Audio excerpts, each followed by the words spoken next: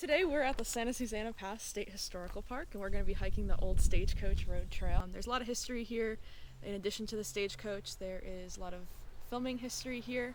The famous Spawn Ranch is here as well. We won't be seeing that today. There's a lot of really cool history here, and so we're going to dive right into it. Let's go. This hike along the Old Stagecoach Road has an all trails rating of moderate. It's approximately 3 miles and has an average time of 1.5 to 2 hours. We finished this hike in 3 miles at around 1 hour and 23 minutes. The loop should be completed counterclockwise, which begins on a paved service road before meeting up with the Hill Palmer Trail, and eventually the Old Stagecoach Road, both of which are unpaved, dusty, and rocky.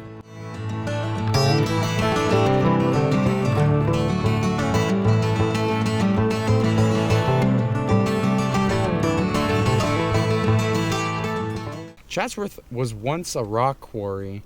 These unique rock formations formed about 70 million years ago, and I mean, this is just a little sample right here, but this place is littered with rocks.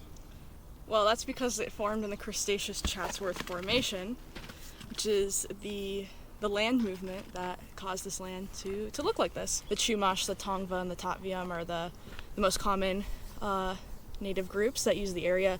And this area and this park specifically was really important for shelter, collecting rainwater, grinding up seeds and acorns. That this was a native foot trail, and it's how the tribes that were living in the Mamonga village, which was over here in the San Fernando Valley, that's how they were able to travel to I want to say it's pronounced the Simi and Simi Valley. After the founding of the California Mission System and the El Camino Real, this native footpath became a common shortcut for connecting Mission San Fernando and Mission Buenaventura. With the success and popularity of this shortcut, Pablo Vicente de Sola, California's last Spanish governor, used laborers from Mission San Fernando to widen the footpath to accommodate herds of sheep, cattle, and ox carts, or carreteras.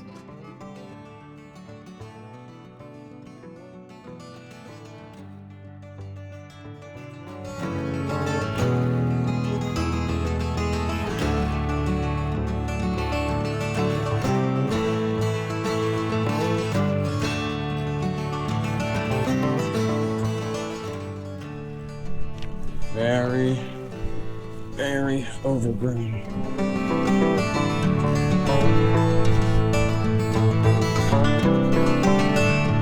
This is where we meet the Stagecoach Road. This is the old Santa Susana Stagecoach Road. So this would have been the road that all of these stages and ox and mules and all that would have been coming up here. But I'm not an archaeologist, but from what I do understand about Native American life, so something like this could have been when they would have been trying to ground up acorns and seeds. So the way it's concaved like this, they would have had kind of like a pestle and mortar. They'd had something like this to grind it out.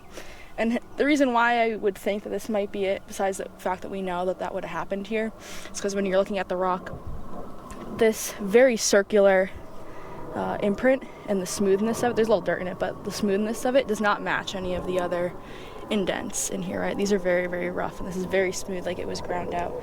So, just a theory, but just a little something to think about. Following the popularity of westward expansion, the road was once again widened in 1859, following a contract initiated by James P. Thompson.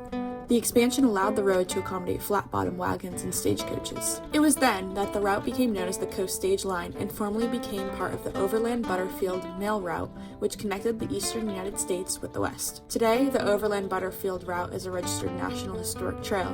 The full trail travels from Missouri and Arkansas to San Francisco, crossing 7 states and totaling over 2,700 miles. In order to complete the full trip in 25 days, stagecoaches would average just over 100 miles a day.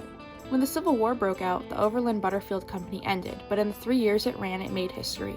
Monogram Pictures even made an episodic film series called Overland Mail in 1939, which honored the legacy of this Wild West mail route.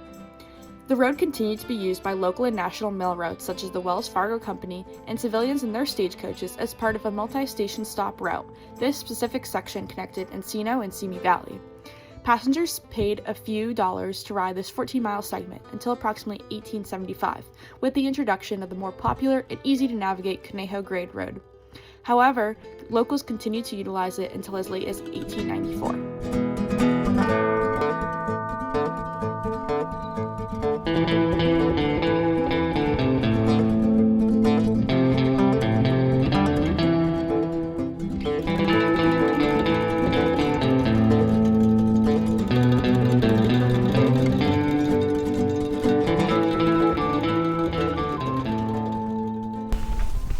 This is pretty steep. How could wagons even have gone up here? Yeah, it's very, very steep. So, as you can imagine, this would have been even difficult for a horse to get up here, especially a horse pulling a wagon. Yeah. Wagons could have anywhere from 1 horse or an ox up to 4, sometimes 6. It's kind of the standard. So that's not very much horsepower to be going up some terrain this steep. Also might have started out with fresh horses before you even came up the Devil's Slide, whether you're coming up from the San Fernando side or from Simi Valley. Either way, you most likely, if you had the money, you would have traded out your horses for some fresh horses to get up here. And most likely, if you're a passenger, you're going to get out of the stagecoach because you're going up at such a grade. You're going to feel the wagon coming back. You're going to feel it pulling back. You most likely would have gone out and walked this section. The horses are getting tired because of this terrain. As you can tell, it's very rocky, it's very steep. Mm-hmm. So, as a passenger, you would have been walking and you're picking up all of the rocks that you can find and you're putting them behind the wheels of the stagecoach so that the stagecoach does not roll backwards as the horses get tired. Oh, that was quite the trek up here.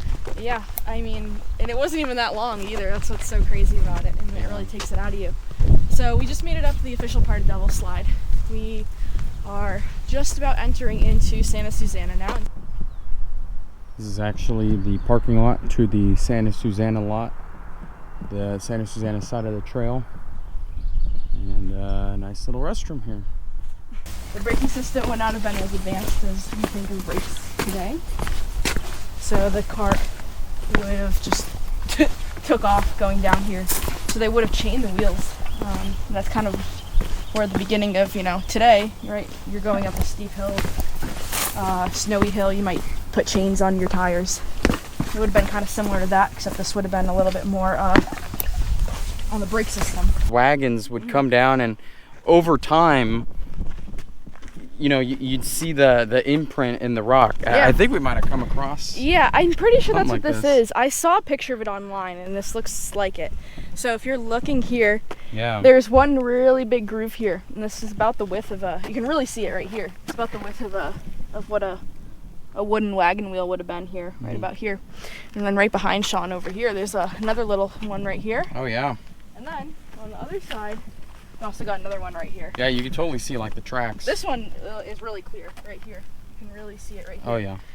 So, wagon would have either tried to come up here. Oh yeah. That has to be. Oh, if you're actually, I don't even know if the camera's going to pick this up, but when you're kind of looking at it like this, you can see 2 parallel lines right here. Oh, Very yeah. parallel.